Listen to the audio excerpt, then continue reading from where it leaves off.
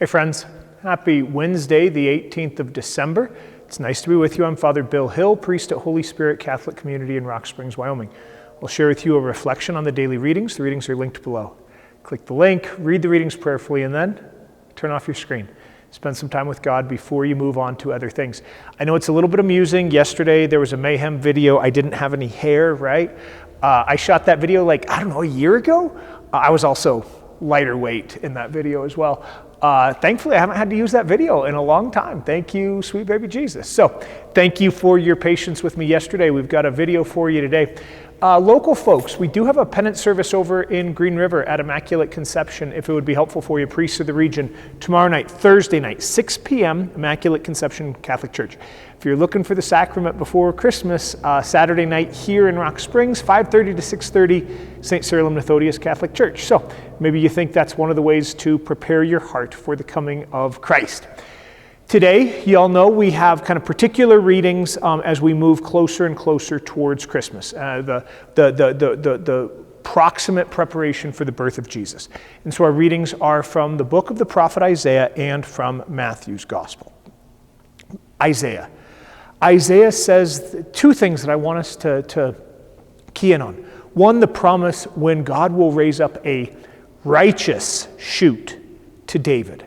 So, this is indicative. The people were tired of the unrighteous shoots of David, the descendants of David, the kings that were unworthy and unrighteous.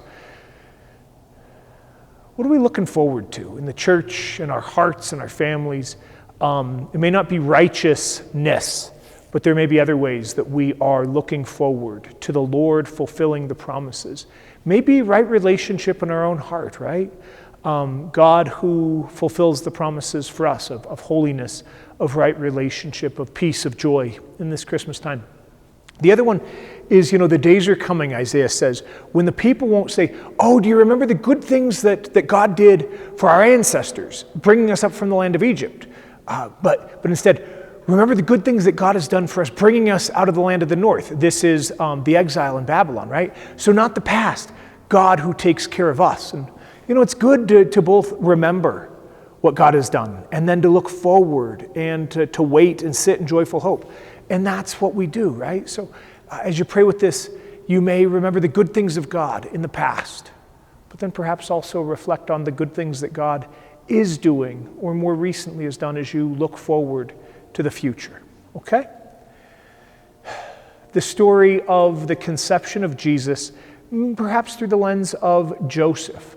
Joseph hears that his betrothed is pregnant, and so he decides to divorce her quietly instead of stoning her, right? That's what's not said here, required of Jewish law. Decides to divorce her quietly. And then God changes Joseph's mind.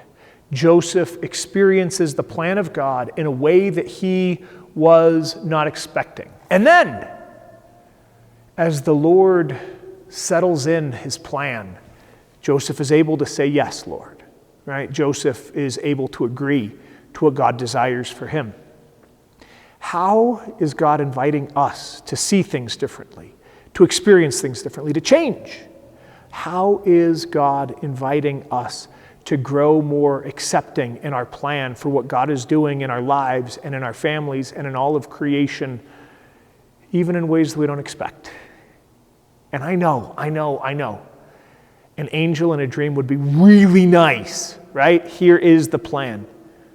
So often in the midst of this human life, the Lord reveals these things to us in silence, reflection, in prayerful contemplation. May we be like Joseph, the righteous man, hearts of prayer and contemplation, trusting that the Lord is working in our midst and taking great care of all. All right, friends, read those readings prayerfully. Turn off the screen, spend some time with God before you move on to other things. Think about the sacrament of reconciliation before the high holy days. Pray for folks having a hard time. Pray for peace in this world. God bless y'all.